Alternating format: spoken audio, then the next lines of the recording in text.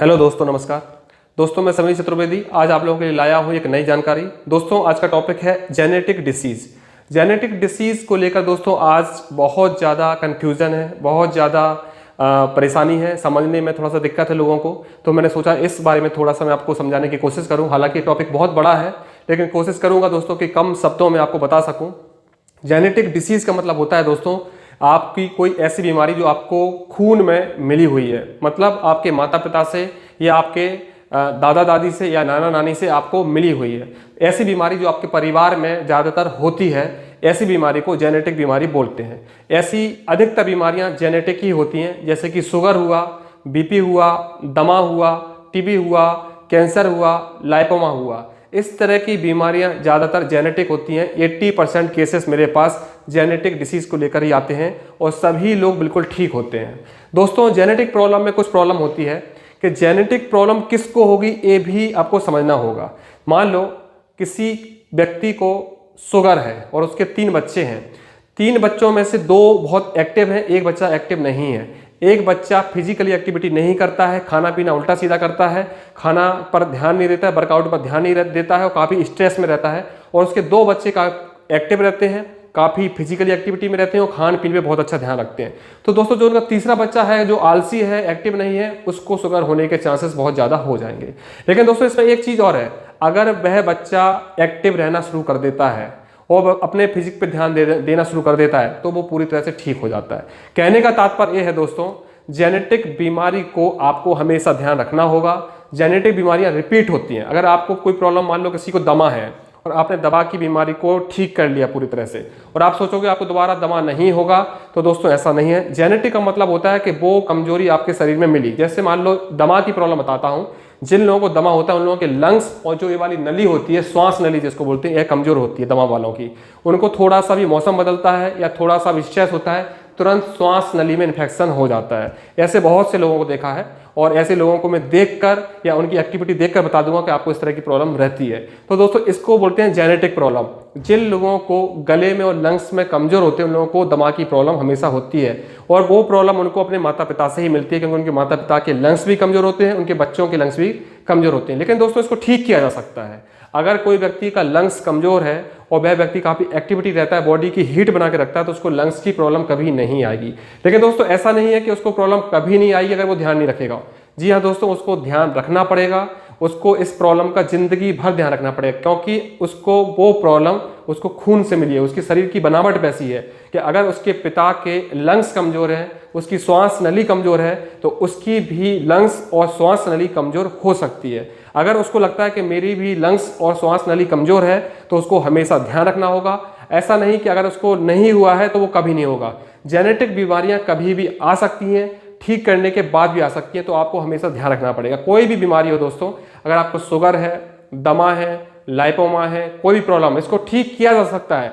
लेकिन genetic problem में repeat दोबारा होगी इसकी गारंटी नहीं है, क्योंकि जेनेटिक मतलब होता है आपका शरीर वैसा बना है, आपके शरीर में वो चीज़ आई है। कि जेनेटिक का मतलब ही होता है, जेनेटिक बीमारी का मतलब ये नहीं होता कि वो ठीक नहीं होगी। जेनेटिक बीमारी आपकी पूरी ठीक होगी, उसको ठीक किया जा सकता है। जितने भी डॉक्टर्स हैं, जितने भी वैद्य हैं, सब बीमारियों के ठीक करने के लिए ही बने हैं और ठीक होता है, इसलिए डॉक्टर चल रहे हैं और वैद्य चल रहे हैं। अगर बीमारी ठीक नहीं होती तो ना डॉक्टर चलते ना वैद्य चलते। क्यों दोस्तों? क्योंकि बीमारी जेनेटिक ही होती है। 80% बीमारी जेनेटिक होती हैं, बीमारी ठीक भी होती है। बस जेनेटिक की प्रॉब्लम ये होती है कि जेनेटिक प्रॉब्लम दोबारा रिपीट होती है। आपको हमेशा ध्यान रखना होगा। आपको अगर पता है कि मुझे श्वास की प्रॉब्लम है और जेनेटिक है, तो आप सर्दी की चीज़ों से ज़िंदगी भर परहेज करना पड़ेगा। सर्दी के मौसम से हमेशा परहेज करना पड़ेगा, खटाई से हमेशा परहेज करना पड़ेगा, बहुत ज़्यादा बॉडी को ठंडा बना के रखना आपको परहेज करना पड़ेगा, ठंडी जगह पे जाना आपको परहेज करना पड़ेगा, मौसम जब भी चेंज होता है आपको परहेज करना पड़ेगा और यह प्रॉब्लम आपको हमेशा होने के चांसेस रहेंगे। हमेशा आपको ध्यान रखना पड़ेगा। इसी को जेनेटिक बोलते हैं। पारिवारिक बीमारी मिलने को दोस्तों जेनेटिक बोलते हैं, जेनेटिक डिसीज बोलते हैं। और इस बीमारी को ठीक की जा सकती है, पूरी तरह से ठीक होती है, लेकिन दोबारा होने का, रिपीट होने के चांसेस रहते हैं। इसलिए जेनेटिक बीमारी को ठीक करने के लिए दोस्तों हमेशा ध्यान देने की जरूरत है। और मेरे पास दोस्तों ऐसे बहुत से केसेस हैं, बहुत से लोग हैं जो अपनी जेनेटिक बीमारियों को ठीक कर चुके हैं, बहुत से लोग हैं दोस्तों जो अपने दिमाग को पूरी तरह से ठीक कर चुके हैं, और लेकिन वो अपनी दिमाग की प्रॉब्लम को हमेशा ध्यान रखते हैं, फिजिकली एक्टिविटी में रहते हैं, अपनी बॉडी में गर्मी बना के रखते हैं। जिन चीज़ों का परहेज करने के लिए मैं बोला हूँ, जैसे आपको ठंडा नहीं पीना है, ठंडी चीज़ें नहीं खानी है, खटाई नहीं खाना है, इन चीज़ों को देखते हैं, परहेज करते हैं, उनको दोबारा दिमागी प्रॉब्लम नहीं होती है। जैसे कि दोस्तों लाइपोमा वाले भी काफ़ी पूछते हैं कि जेनेटिक प्रॉब्लम ठीक होगी कि नहीं होगी। जेनेटिक प्रॉब्लम पूरी ठीक होगी, लेकिन दोस्तों आप लोगों को ज़िंदगी भर ध्यान रखना होगा, डाइट का हमेशा ध्यान रखना होगा। बहुत से लोग नॉनवेज को लेकर बड़े परेशान हैं, मैं भी परेशान हो गया हूं कि नॉनवेज को लेके इतना ज़्यादा इंटरेस्टेड है कि नॉनवेज कब खाएंगे। शरीर से बढ़ के दोस्तों कुछ नहीं होता है। अगर आप लोगों को अपने शरीर की चिंता नहीं है तो बिल्कुल आप नॉनवेज खाइए, क्योंकि लाइपोमा वालों के लिए नॉनवेज सबसे बड़ी दुश्मन है, हाई प्रोटीन सबसे ज़्यादा दुश्मन है। बहुत से लोग ऐसे भी लोग आए हैं मेरे पास जो बोल रहे हैं हमको मसल्स भी बनानी है और लाइपोमा ठीक भी करना है। तो दोस्तों ऐसा नहीं होता। लाइपोमा में बॉडी लॉस होती है, मसल्स कम होती है, शरीर पतला होता है। या तो आप मसल्स बना सकते हो या अपना लाइपोमा ठीक कर सकते हो, दोनों डिफरेंट मैटर हैं, दोनों एक साथ नहीं होगा। हाँ, अगर आपका लाइपोमा रुक गया है, कम होने की पोजीशन में आ गया है, उस समय आप हल्का सा बॉडी को गेनिंग में ला सकते हैं, अपनी डाइट को बढ़ा सकते हैं। लेकिन ऐसा नहीं होता कि आप बहुत ज़्यादा गेनिंग कर लोगे और लाइपोमा भी आपका ठीक होगा। ऐसे में दमा वालों के लिए भी बोलता हूँ, दमा अगर आपकी बीमारी ठीक हो गई है, 1-2 साल से रिपीट नहीं हो रहा है, तो बहुत से लोग बोलते हैं हम कोल्ड ड्रिंक कम पियेंगे, ठंडा पानी कब पियेंगे। तो दमा वाले आप साफ सुन लीजिए, आप ठंडा पानी कभी नहीं पी सकते हैं, आप कभी भी कोल्ड ड्रिंक नहीं पी सकते। आप पीकर देख लीजिए, 2 से 3 दिन पीकर देखिए, आपको दोबारा दिमाग की प्रॉब्लम होना शुरू हो जाएगी। इसी को जेनेटिक प्रॉब्लम बोलते हैं। ऐसी दोस्तों पहले तो आप ये समझ लीजिए कि 80% बीमारियां जेनेटिक ही होती हैं। पाइल्स की बीमारी, सर्दी जुकाम की बीमारी, टीबी की बीमारी, दमा की बीमारी, बहुत सी बीमारियां दोस्तों 80% बीमारियां जेनेटिक ही होती हैं और वो ठीक होती हैं। आपको उदाहरण के तौर पे समझाता हूँ, किसी को सर्दी जुकाम ज़्यादा होता है, तो दोस्तों जिन लोगों को सर्दी जुकाम ज़्यादा होता है उनके माता पिता को आप भी देखिए, उनके माता पिता को भी सर्दी जुकाम ज़्यादा होता है। लेकिन क्या वो ठीक नहीं होते हैं? ठीक होते हैं, लेकिन दोबारा जब ध्यान नहीं देते, मौसम बदलता है या कुछ होता है, तो दोबारा उनको सर्दी जुकाम जल्दी हो जाता है। इसी को दोस्तों जेनेटिक बीमारी बोलते हैं। इसको ठीक किया जा सकता है, लेकिन जेनेटिक बीमारी का परहेज जिंदगी भर आपको करना होगा, ध्यान हमेशा रखना होगा, नहीं तो बार बार उस प्रॉब्लम के होने की संभावना रहती है। दोस्तों इस मोबाइल नंबर को लेके बहुत से लोग पूछते हैं कि मोबाइल नंबर बताइए। तो दोस्तों आप लोग पूरा वीडियो देखा करो, हर वीडियो में मैं मोबाइल नंबर को बताया हूं। और प्लीज़ रात को कॉल ना करें, रात को 2 बजे के बाद, 12 बजे के बाद बहुत से लोग कॉल लगाते हैं। प्लीज़ आप लोगों से हाथ जोड़कर निवेदन करता हूं, आप लोग व्हाट्सएप पर ही चैट करें। मेरे पास समय की थोड़ी कमी रहती है दोस्तों, मेरे भी पर्सनली काम रहते हैं, मैं कॉल पर रेगुलर बात नहीं कर पाता हूं। और जितने भी लोग हैं सब जानते हैं कि सबको मैं वीडियो चैट कर ही देखता हूं। पहले आप मुझसे व्हाट्सअप करें, फिर मैं आपकी डिटेल्स को समझूंगा, फिर आपको मैं वीडियो कॉल करके आपको देखूंगा, आपकी प्रॉब्लम को देखूंगा, तब आपको डिसीज की दवा के बारे में या दवा बताऊंगा या क्या करना है उसके बारे में बताऊंगा, पूरा परहेज के बारे में बताऊंगा। तो प्लीज़ आप केवल मुझसे व्हाट्सएप पे बात करें, मैं खुद आपको कॉल करता हूं, मैं खुद आपसे वीडियो चैटिंग करता हूं, आप मुझसे बात करें, लेकिन व्हाट्सएप की चैटिंग के द्वारा बात करें।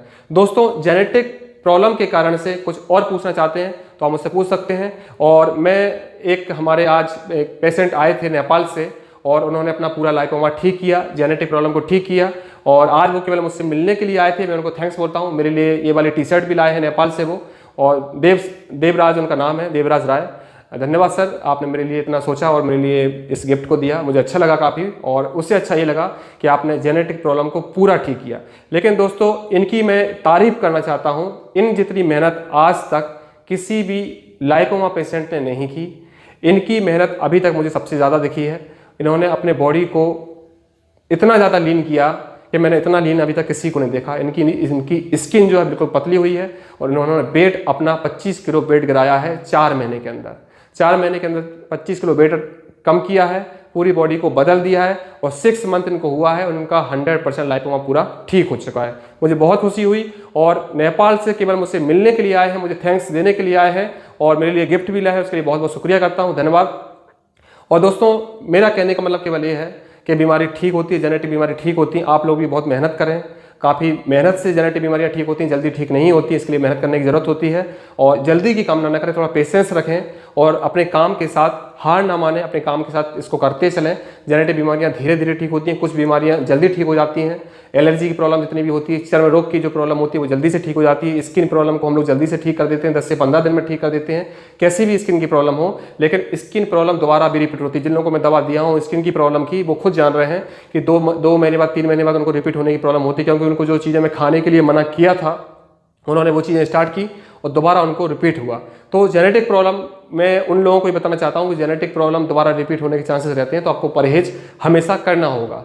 दोस्तों, जेनेटिक डिसीज से संबंधित कुछ और आप मुझसे पूछना चाहते हैं तो व्हाट्सएप पर कमेंट करके पूछ सकते हैं, या कुछ आपको कन्फ्यूजन है तो आप जरूर मुझसे पूछ सकते हैं, और व्हाट्सएप पर भी मुझसे आप चैट कर सकते हैं। मेरा व्हाट्सएप नंबर है 8982752782। नमस्कार दोस्तों।